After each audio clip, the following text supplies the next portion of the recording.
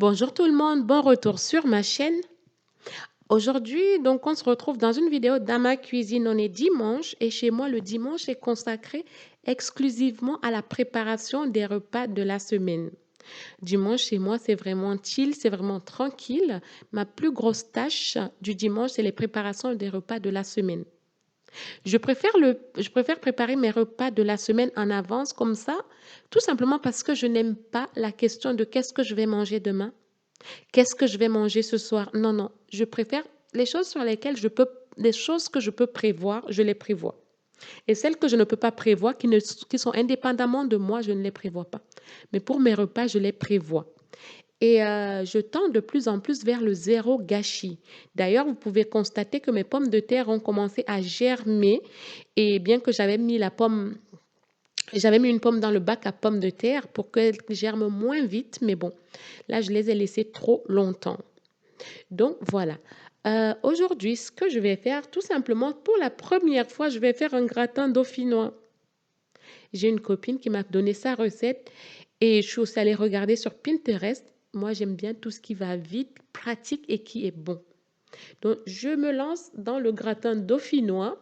Donc, la semaine prochaine, j'aurai du gratin dauphinois au lunch, au déjeuner, le repas du midi, n'est-ce pas? Et je trouve que c'est pratique en fait d'organiser ces repas comme ça en avance. Comme ça vous fait gagner du temps. Parce que vous imaginez, vous rentrez le soir, vous devez réfléchir à ce que vous allez manger ce soir et à ce que vous allez manger demain. Moi, je trouve que c'est une charge mentale pas possible. Surtout, je pense aux familles, aux mamans qui doivent faire à manger aux enfants. Elles vont au travail, elles rentrent à la maison. Je trouve que ça peut être une bonne technique, une bonne astuce pour organiser une bonne astuce pour être organisé et puis prévoir les repas, ne plus casser la tête le soir à savoir qu'est-ce qu'on va faire à manger, n'est-ce pas? Donc, on se lance dans le gratin. Avant de continuer, donc si vous me découvrez que maintenant et que vous n'êtes pas encore abonné à la chaîne, je vous invite à prendre quelques secondes à cliquer sur le bouton rouge s'abonner. Et si vous ne voulez pas manquer les prochaines vidéos, vous n'avez qu'activer la cloche de notification. Comme ça, vous ne manquerez pas les prochaines vidéos. Comme ma chaîne le stipule, Lifestyle, c'est vraiment une chaîne lifestyle où je vais vous partager mes astuces d'organisation, mes différentes astuces, que ce soit organisation appartement, que ce soit organisation des repas, des bons plans. En tout cas, ce sera une chaîne lifestyle. Voilà. Donc, si vous ne voulez pas manquer les vidéos de ce genre, vous n'avez qu'activer la cloche de notification. Et si vous avez des suggestions de vidéos, surtout, n'hésitez pas à me suggérer le genre de contenu que vous voulez voir sur cette chaîne-là et je les ferai. Mais toujours en rapport avec le lifestyle, n'est-ce pas? Donc voilà, je vous laisse avec la recette du gratin dauphinois. Si vous avez des questions, mettez-les en commentaire, je serai ravie de vous lire.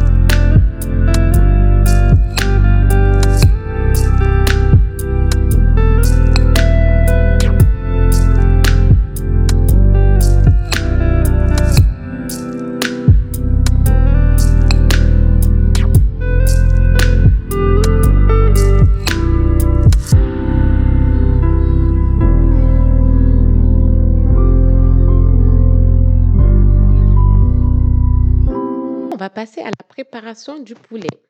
Donc, pour ce poulet-là, je veux faire un poulet façon KFC.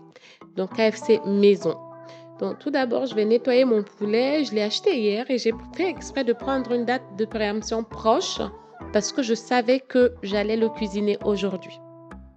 Donc, je vais bien laver mon poulet. Ensuite, ma petite astuce pour éviter cet arrière-goût de poulet dedans, je vais mettre du vinaigre blanc. Comme ça m'enlève ce goût-là. Je n'aime pas sentir ce goût du poulet. Enfin, je sais pas si vous voyez ce que je veux dire. Bref. Donc là, mon poulet, il est nettoyé. Et pour continuer ma préparation de gratin dauphinois, donc j'ai beurré mon plat au four et je vais presser de l'ail que je vais bien étaler sur le plat au four et mettre mon gratin. Je l'ai laissé cuire 25 à 30 minutes. Mais à cuisson douce, parce qu'il ne fallait pas que ce soit cuit complètement, n'est-ce pas? Donc, une fois que j'ai fini ça, je mets tout simplement de l'emmental, du gruyère par-dessus. Et là, je constate que j'en ai fait trop. Du coup, comme j'ai des ramequins, là, j'avais des ramequins, j'en ai mis dans des petits ramequins comme ça que je vais mettre dans le four. Donc, je vais enfourner tout ça. Je me rends compte que j'ai cuisiné pour un régiment parce que le but, c'était de faire toutes ces pommes de terre. Parce que comme ça commençait à germer, il ne fallait pas qu'il en reste. Donc, du coup, j'en ai fait un peu trop. J'en aurai pour la semaine et puis je vais en congeler aussi parce que ça fait un peu trop quand même. Je ne pourrais jamais manger tout ça. Donc, on va continuer la préparation du poulet. Donc, comme je vous ai dit au départ, j'aime la facilité, j'aime me faciliter la vie, mais dans la facilité de ma vie, j'aime des choses bonnes. Donc, je mets tout simplement du sel, du bouillon de cube, du gingembre, je presse de l'ail et je vais mettre de la moutarde. Franchement, je ne fais pas de marinade sans moutarde. La moutarde va ramener ce côté softness, ce côté moelleux, ce côté... Votre poulet ne sera pas sec après la friture.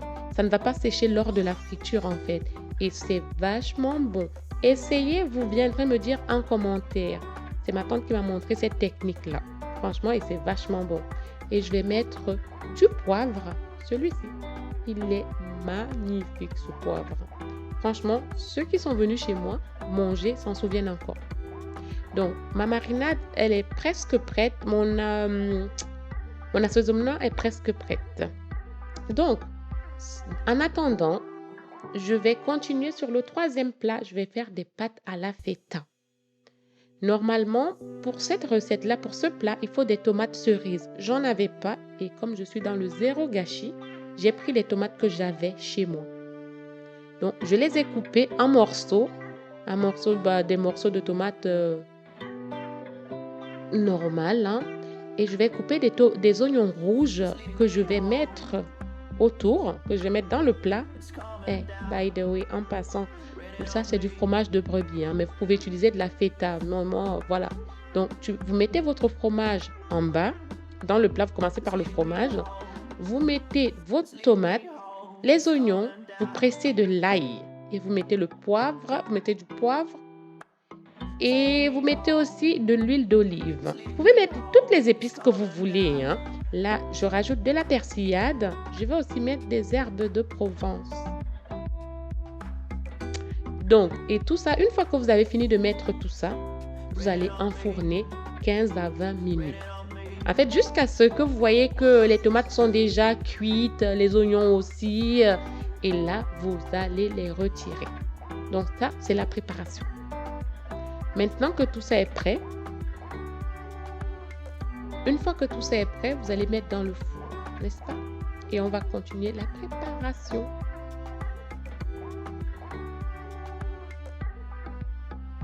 Ça donne trop envie. On se croirait en été. Et moi, ce que j'ai fait, comme je sais que je vais faire tout le kilo de pâtes, j'ai rajouté de la tomate bolo, n'est-ce pas? Donc, vous enfournez et après, on se retrouve pour la suite de la préparation du poulet, du KFC. Donc, je vais casser les œufs pour faire ma chapelure en fait, parce que là, je vais faire une chapelure maison. Donc, je casse les œufs. Il est conseillé que vous pouvez assaisonner vos œufs en fait, votre préparation en fait. Vous pouvez assaisonner ça pour que le goût, il y ait plus de goût. Donc, vous pouvez mettre le sel, du poivre, du bouillon de cube et tout. Donc, voilà.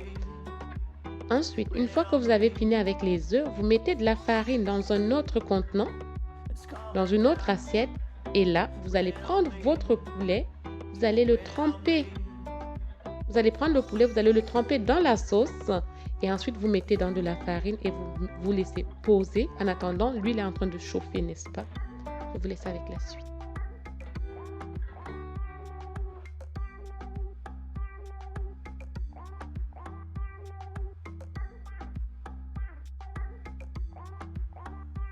C'est rare que je mange, que je dise que je vais au KFC. Je ne dis pas que j'ai jamais été au KFC. Il m'arrive d'aller au KFC.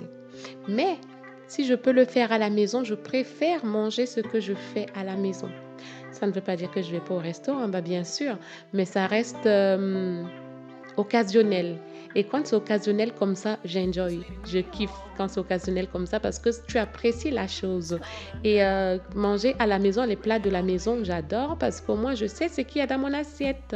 Et surtout, je surtout, ça m'évite de trop même dépenser en fait. Ça ne veut pas dire que je suis une crevarde, non. C'est que bah au moins je sais que ce que je mange, c'est pas super gras, ça reste sain. Vous allez me dire, mais là, Leslie, tu as fait du KFC, mais oui, mais ça ne sera jamais aussi gras que ce qui est vendu à l'extérieur. Il n'y a pas d'additifs dedans.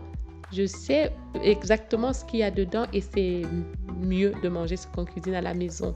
En tout cas, j'espère en tout cas que ça va vous inspirer et que ça va vous donner envie de cuisiner.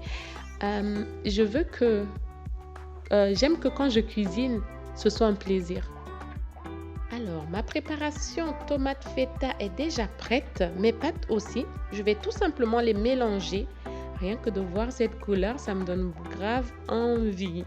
Donc, je les mélange et je remue et vous allez voir que c'est... Moi, ça me met de l'eau dans la bouche, regardez. Ça a l'air vachement bon. En tout cas, j'espère que cette vidéo vous aura plu, que ça vous aura inspiré, ça vous aura donné envie de cuisiner. Moi, faire ce meal prep en face de vous, ça m'a beaucoup plu. C'est sur un coup de tête que je me suis dit, je vais vous filmer ça. Donc, en attendant la prochaine vidéo, je vous fais de très gros bisous. Je vous dis à très bientôt. Portez-vous bien. On pense aussi à bouger. Regardez ce que ça donne. Bisous, à bientôt. Ciao.